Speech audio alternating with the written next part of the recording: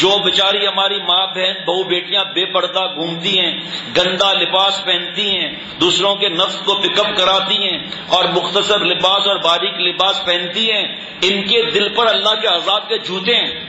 انہیں پتہ نہیں ہے کہ اللہ کتنا ہمیں جوتے برسا رہے ہیں. وَمَنْ أَعْرَضَ عَنْ ذِكْرِي فَإِنَّ لَهُ مَعِيشَةً ضَنْكًا، جو ہم اللہ فرماتے ہیں جو ہماری یاد سے اعراض کرے گا اس کو تلخ زندگی دی جائے گی. ایسا تھوڑی ہے کہ روڈوں پر کھڑے ہو کر یا گھروں میں آ کر بے پردہ عورتیں اور گناہوں میں ڈوبا ہوا آ کر کہے گا کہ جناب میں جو ہے اس تکلیف میں ہوں، اس تکلیف میں ہوں. ہم سے پوچھو آپ ہمارا دن کس طرح گزرتا ہے. رات کے 12 ساڑھے 12 1 بجے کیا حالات ہوتے ہیں. جن ملکوں میں جاتے ہیں وہاں پر بڑے بڑے پراڈو کیا لیسکس گاڑیوں میں بیٹھ کر آ کر کیا روتے ہیں. ہم سے پوچھو آپ آ کر، ہر ایک کو تھوڑی بتائیں گے. مفتی صاحب سے پوچھو، علماء سے پوچھو، اللہ والوں سے پوچھو کہ مال کے ساتھ کس طرح روتے ہیں.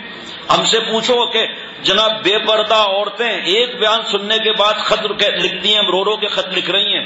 فون پر کا سکون کیسے ملے گا، چین کیسے ملے گا. شیخ العرب العجم عارف باللہ حضرت مولانا شاکر محمد اختر صاحب رحمۃ اللہ علیہ کے ساتھ سفر ہو رہا تھا تو حضرت والا رحمۃ اللہ علیہ کے پاس ایک صاحب آئے جو سفر میں ہی تھے کہ حضرت وہ ایمریٹس کی جو خاتون ہیں وہ آپ سے کچھ بات کرنا چاہتی ہے. تو حضرت والا رحمۃ اللہ علیہ نے اپنے اس غلام کو بلایا اور فرمایا نظر نیچی کر کے پوچھو کیا بات ہے. تو میں کاؤنٹر پر چلا گیا جہاں سے بولڈنگ پارٹی کے ایشو ہوتے ہیں. تو جس طرح حضرت نے فرمایا تھا میں ایک طرف کھڑا ہو کر میں نے کہا جی مجھے حضرت نے بھیجا ہے، کیا بات ہے. کیا بات ہے؟ بات کیا بتائی؟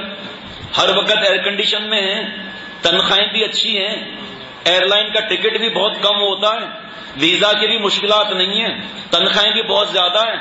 کہا وہ بڑے حضرت سے آپ دعا کا کہہ دو تم، وہ سکون نہیں ہے، چین نہیں ہے، اطمینان نہیں ہے، راتوں کو نیند نہیں آتی. ویلیم 5 ویلیم 10 کھا رہے ہیں ہم لوگ. تو میں نے کہا اب لوگ ان کو دیکھ کر پاگل ہو رہے ہیں. اور رونا تو اس بات کا ہے جو دیندار گھرانے ہیں ان بے پردہ حیا کا جنازہ نکالنے والی عورتوں کو سمجھتے ہیں یہ کامیاب ہے. مرنے کے بعد پتا چلے گا کون کامیاب ہے. جب ان عورتوں سے ان کا پیٹ بھر جاتا ہے یعنی کہ ان کے حسن میں کمی آ جاتی ہے فوراً اسی وقت ان کو نکال دیتے ہیں نوکری سے. کبھی کوئی ایئر لائن میں آپ نے سنا، ہمیں تحقیق کرنے کی ضرورت نہیں، لیکن ایک بچہ بھی یہاں بیٹھا ہوا اس سے پوچھو کہ کسی ایئر لائن میں سنا کہ بوڑھیاں جو ہے وہ چائے دے رہی ہیں، گردن ہل رہی ہے، دانت باہر نکلے ہوئے ہیں، حاجی صاحب آپ کیا دیں گے؟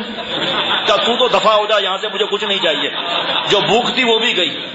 کیوں نہیں رکھتے ایئر لائن والے؟ جب ان کو پیسنجر کی اتنی فکر ہے تو گال پچکے ہوئے آخر ان کو بیچاریوں کو بوڑھیوں کو خرچہ کم نہیں ہے بیچاریوں کا، ان کے حالات کیسے صحیح ہوں گے؟ تو اس لیے وہ تو گھر سے نکلی ہیں. اب جب بوڑھی ہو گئی تو نکال کیوں دیا آپ نے؟ آپ نے ان کو کیوں نوکری نہیں رکھی تھی؟ 12.25 نمبر کا چشمہ ہے، لٹھیا لے کر گردن جھکاتے ہوئے سر آپ شاید دیں گے یا ٹھنڈا؟ کہا مجھے زہر لا کر دے دو، تم یہاں سے ہٹ جاؤ. اسی طرح اگر کسی فلم میں سب بڈھے اور بڈھیاں ہوں اور ایک 90 سال کا بڈھا اور بڈھی کو سیٹی مار رہا ہے آئی لو یو، تو ایسی فلم کوئی دیکھے گا؟ پھر سب حسن کی بدماشی ہے، اللہ نے پہلے ہی ہمیں بتا دیا. اب اسی طرح کسی ایئر لائن میں سب بڈھیاں ہوں، کاؤنٹر پر بھی بڈھیاں ہوں، دیکھتا ہوں ایئر لائن کیا چلے گی، کہیں گے ارے چھوڑو اس ایئر لائن کا نام بدل دو، بڈھی ایئر لائن رکھ لو. ہاں بھاگ نکلے میر بڈھے حسن سے. جب ان کا حسن زائل ہوا ایسا لگا جیسے بندر کھلا. ایک بھی بڈھی نہیں رکھیں گے پیسنجر کو الو بنانے کے لیے. مسکرا کر آگے بات کر رہی ہیں سر آپ کیا لیں گے؟ سر کی دوائی سے رکھ گئی ہے اور سمجھتے ہیں ارے میری طرف مسکرا کر دیکھ رہی ہے.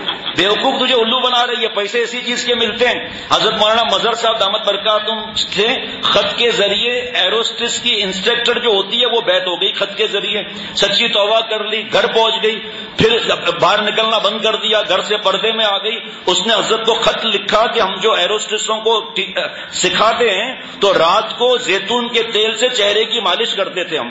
تو حضرت نے خط میں جواب لکھا کیوں؟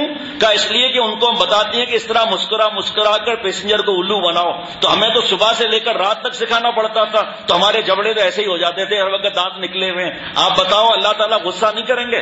اللہ تعالیٰ ناراض نہیں ہوں گے کہ بی بی جانا شہزادی کی طرح ملکہ کی طرح گھر میں حکومت کرنا جا کر کہ آج یہ پکے گا آج یہ پکے گا. ماں باپ کی خدمت کر، شوہر کی خدمت کر، اولاد کی تربیت کر. تو کہاں کر نامحرم مردوں کے پاس آ کر ایئر لائن کے اندر جرمنی فلائٹ جا رہی ہے، مسلمان بیٹیاں شرابی اور زانی اور کفار کی نوکرانیاں بنی بنی ہوئی ہیں، فرق یہ ہے کہ گھر کی معصیاں ہیں، یہ فضائی معصیاں ہیں۔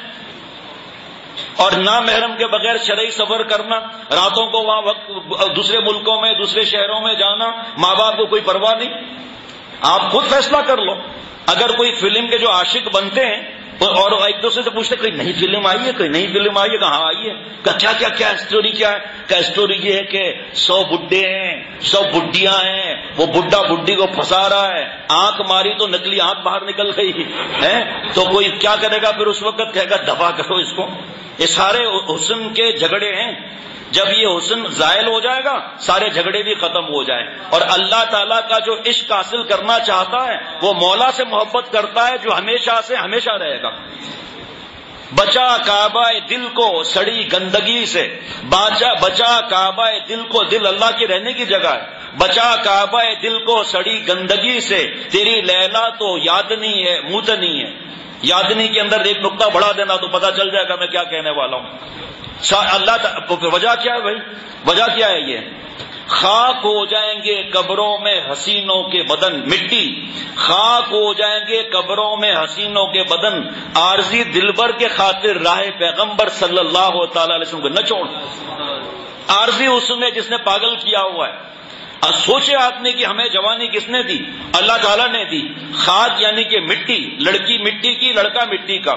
یقین نہ آئے تو قبر کھود کے دیکھ لو۔